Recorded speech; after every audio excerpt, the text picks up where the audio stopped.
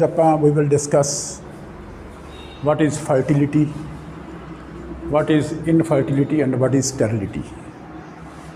Fertility की चीज़ ਹੁੰਦੀ ਹੈ ਬੇਟੇ, ਜਦੋਂ ਕੋਈ ਵੀ ਪਸ਼ੂ ਭਾਵੇਂ ਉਹ नर है भावें वो मादा है, कोई भी एनिमल चाहे वो नर है चाहे वो मादा है, जब उसमें बच्चा पैदा करने की क्षमता है हम उसको बोलते हैं ये दिस एनिमल इज़ फर्टाइल, उसमें बच्चा पैदा करने की क्षमता है। लेकिन देयर आर सर्टन एनिमल्स, कुछ ऐसे पशु हैं जिसमें बच्चा पैदा करने की क्षमता नहीं होती, वो जल्दी जल्दी बच्चा पैदा नहीं कर पाती, तो उन पशुओं का हम लोगों को इलाज करना पड़ता है। ये भी पॉसिबिलिटी है कि उस इलाज से वो बच्चा पैदा करने लग पड़े, ये भी पॉसिबिलिटी कि उस इलाज से वो बच्चा पैदा कर ही ना पाएँ। अगर इलाज करने के बावजूद भी वो बच्चा पैदा नहीं करती, ऐसे एनिमल को हम क्या बोलते हैं, sterile, and this process is called sterility. ये जाने कि ये बिल्कुल बांझ पशु है, ये बच्चा पैदा कर ही नहीं सकता। लेकिन जो पशु बच्चा पैदा नहीं करते, हमने उसका ट्रीटमेंट किया, ट्रीटमेंट करने के बाद उसने बच्चा पैदा करना शुरू कर दिया, ऐसे पशु को हम क्या बोलते हैं, इनफर्टाइल। इनफर्टाइल जिसको बच्चा पैदा करने की क्षमता हम बना सकते हैं, वो इलाज योग्य है, दैट इज़ टेम्परेरी इनफर्टिलिटी। वो परमानेंट नहीं है, टेम्परेरी है। और हमारे पशुओं के ज्ञान में हम लोगों को ऐसे पशुओं का ट्रीटमेंट करना है जो परमानेंटली बांझ नहीं हैं। जो परमानेंटली बांझ नहीं हैं, जो परमानेंटली बांझ हैं, उसका तो हम इलाज कर ही नहीं पाएंगे, उसका तो हमें इलाज करने की ज़रूरत नहीं है। हम किसका इलाज करेंगे, जिसका इलाज हो सकता है, जो बांझ हैं, इलाज करने से वो बच्चा पैदा कर सकते हैं। ऐसे पशुओं को हम क्या बोलते हैं, इनफर्टाइल पशु।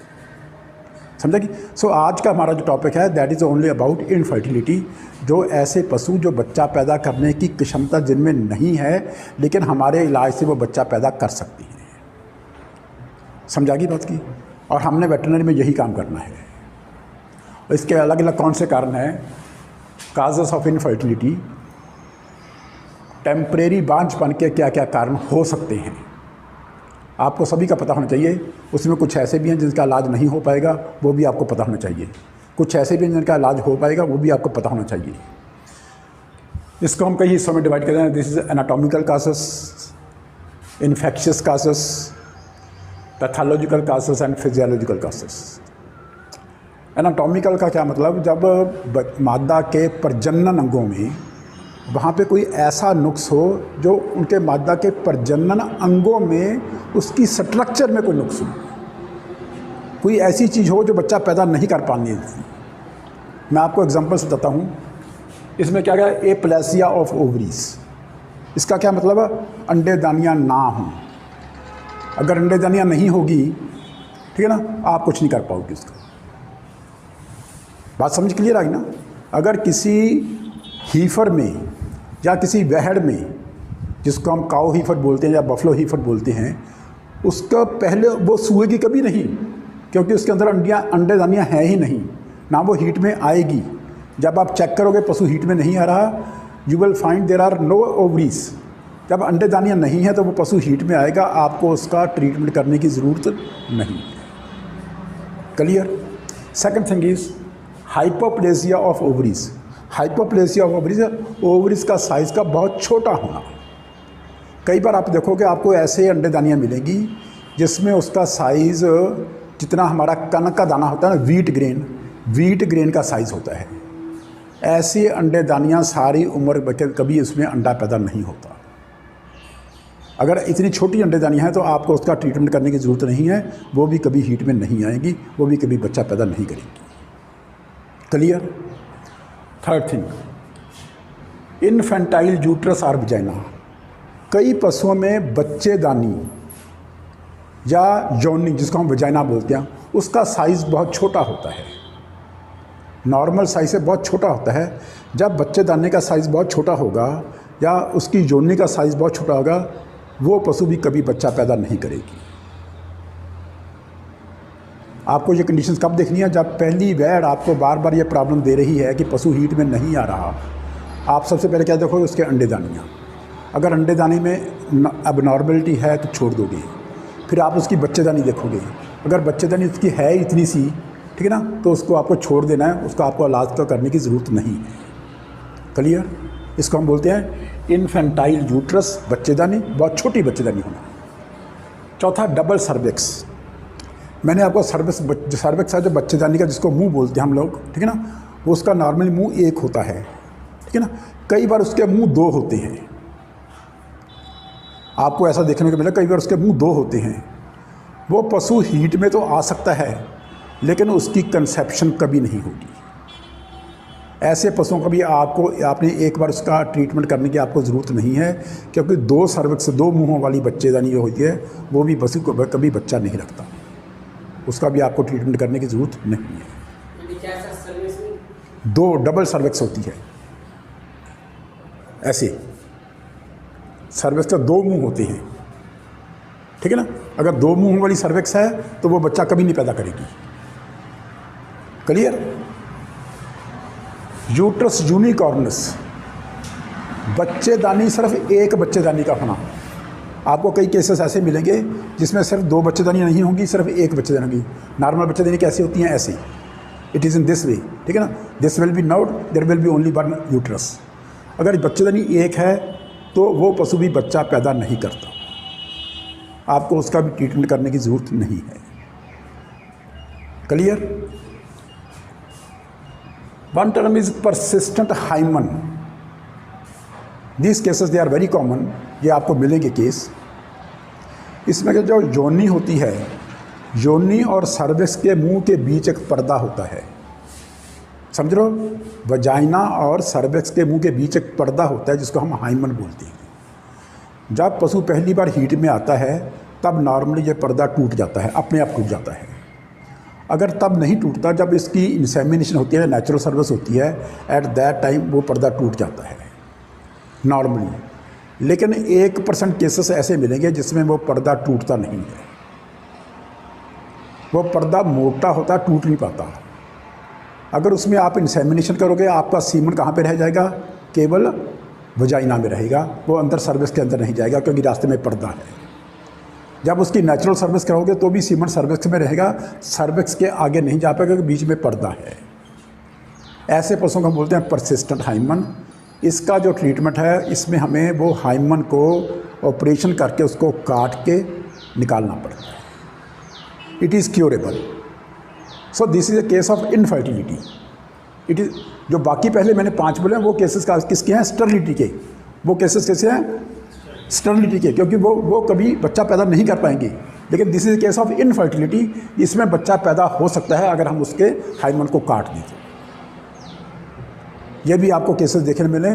लेकिन ऐसे केसेस में पशु के डिस्चार्ज भी आता है। डिस्चार्ज कहाँ से आएगा? वजाइना से डिस्चार्ज भी आएगा। लेकिन जब आप इंसेमिनेशन करोगे, आपकी गन सर्विक्स के अंदर नहीं जाएगी। क्लियर? समझ लगी बात की? ठीक है ना। ये केसेस आपको मिलेंगे, साल में एक आधा केस आपको हमेशा मिलेगा ये ऐसा। Last is free Martins. Free Martin एक स्पेशल टर्म है, मैं आपको समझा देता हूँ। कई बार किसी गाय या भैंस के 2 बच्चे पैदा होते हैं, जिसको हम ट्विन्स बोलते हैं। उसमें एक मेल होता है, एक फीमेल होता है, एक नर और एक मादा होता है।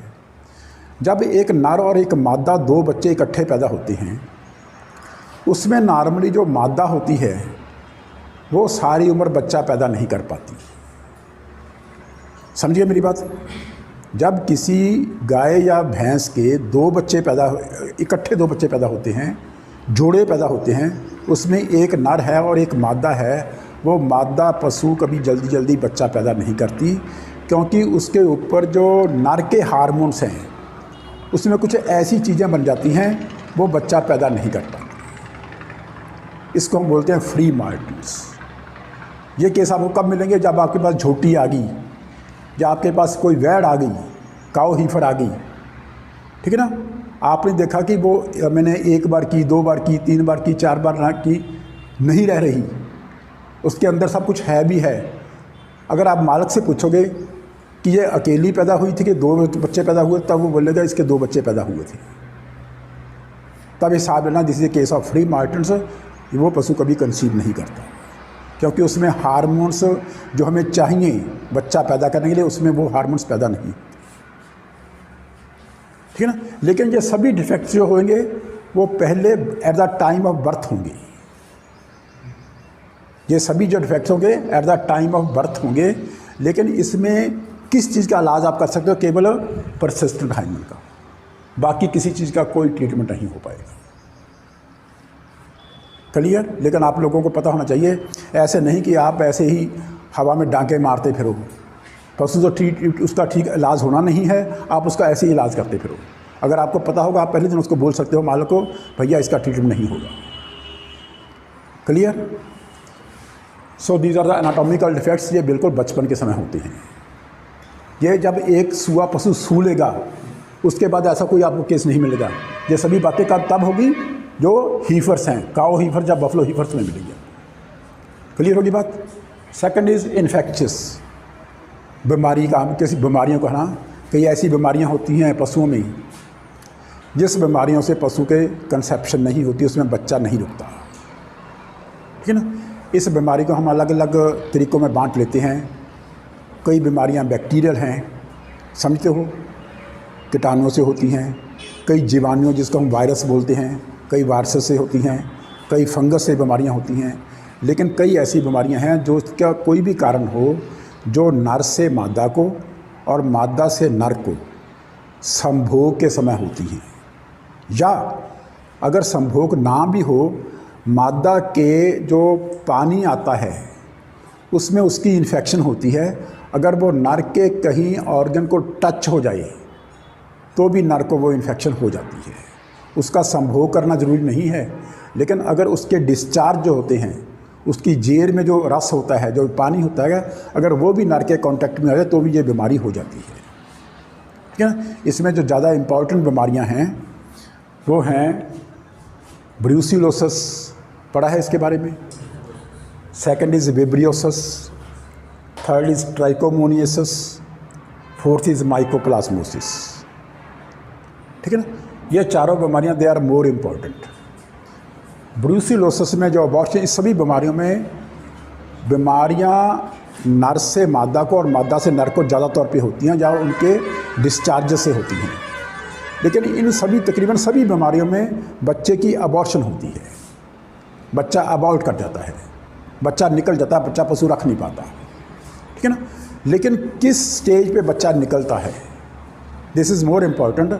ब्रूसिलोसिस में 7 मंथ से बाद 7 मंथ, 8th मंथ और 9th मंथ में इसकी अबॉर्शन होती है।